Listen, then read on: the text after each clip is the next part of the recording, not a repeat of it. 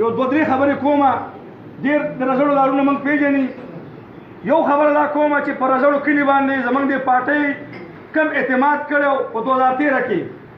تاسو یقین وکړئ چې زه رزړو ته ډېر زیات درځم زه خامخا یو ګنټه رزړو باره کې ګرځم لاګرم ملګرو سره که د عرفان چپړوالي نور څومره بلا ملګري دي مارکیټونو کې غم خالي نه ځو نو رزړو خلک یو خبره کوي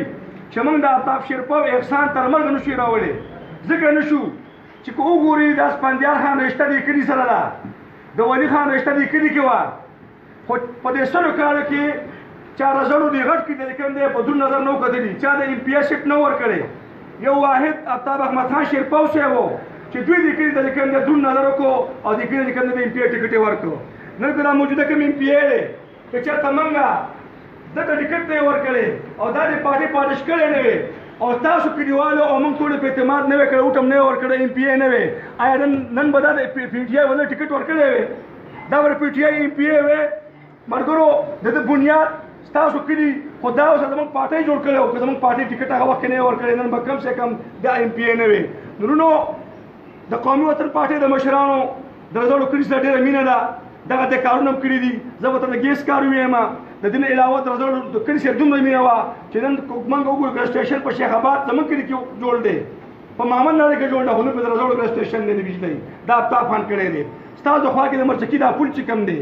تاسو ټولو ښه یاد شي چې د خلکو څخه مینه کړې وه او بیګم نصیب ایم پي ای وه چې کله دا خلک ویلال د رزړو والا دا د رزړو خلک مونږ ته وایي نو بیګم صاحب ولا شو ډبې رنګ واغېستو رنګ یې سور ورکړ او جنډه یې پرې ولګوله خو الحمدلله دا د رزړو ټول خلک مني چې زموږ هلته شولګره کې پټي دي او موږ آفتاب خان چې کوم دی بغیر وینا دا پلونه یو کړو بابا صاحب پل دی د مینولي بابا او که دې خوا ورته وګورو دا بل د رزړو پل دا هم آفتاب خان کړی دی که ګیس وګورو که بجلۍ کارونه موږ وګورو نو الحمدلله دا پارټي د کارونو پارټي ده زه دې رونو ته ډاډ ورکوم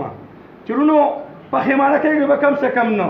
یعنې موږ هغه وخت کې زه هغه وم چې ما به ټول کمپیر سلطان خانه چلو نن دلته کې ولاړ ولي دې پارټۍ کې عزت دی او دا پارټي دا هغه پارټي ده چې دا په ورکر باندې ننګ کوي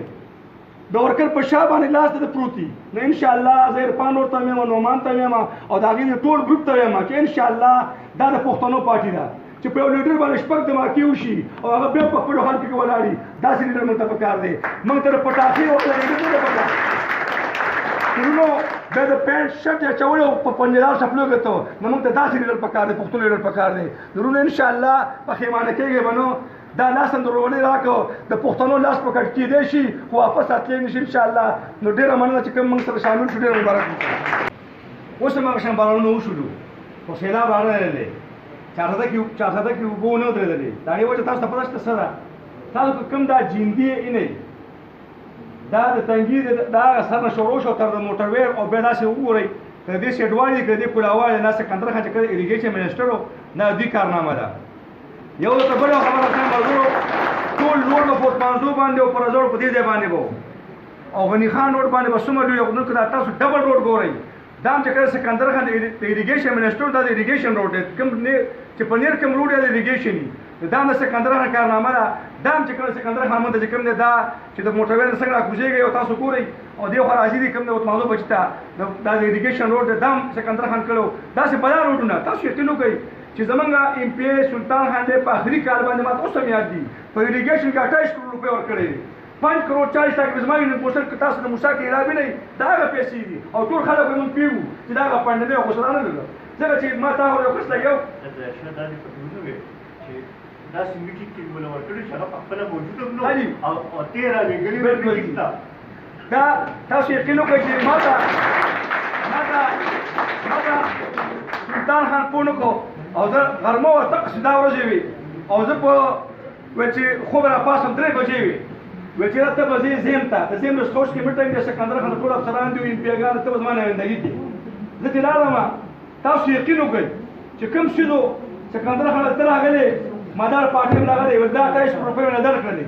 دا هغه 28 کروڑ روپۍ درونو تاسو سوچ وکړئ چې زه ورکړم زما په لاس باندې 28 کروڑ روپۍ راځي دي حقیقت دا د کارونو پارټي ده انشاءالله دا به کوي که خیر وي هر څه وړاندې کوي انشاءالله او ډېر سخته کې تاسو مونږ روړې لاس راکړو انشاءالله دا لاس په کټ کېږي خو دا لاس واپس راځي ستاسو ټولو ډېرې مهرباني الله مې عزت وکړه په دعا سره اختتام کو دعا وکړو ټول لاسونه چپ کړي درود شریف په جمع اللهم صل على محمد وعلى آل محمد كما صليت على إبراهيم وعلى آل إبراهيم إنك حميد مجيد اللهم بارك على محمد وعلى آل محمد كما باركت على إبراهيم وعلى آل إبراهيم إنك حميد مجيد اللهم حاسبنا حسابا يسيرا اللهم أجرنا من النار يا الله زمانك اتفاق اتحاد نصیب کی یا الله آخری خاتمه په ایمان کی او یا الله کوم سېنیټر عثمان کاکړ چې و پات شوی یا الله پاک هغه پر دعا کوي الله دې مغفرت نصیب کی د بلوچستان د پښتنو ډېر خو مشري به کول ټول پښتونخوا د پښتنو مشرانو به کوم د پښتنو आवाज به اوچتو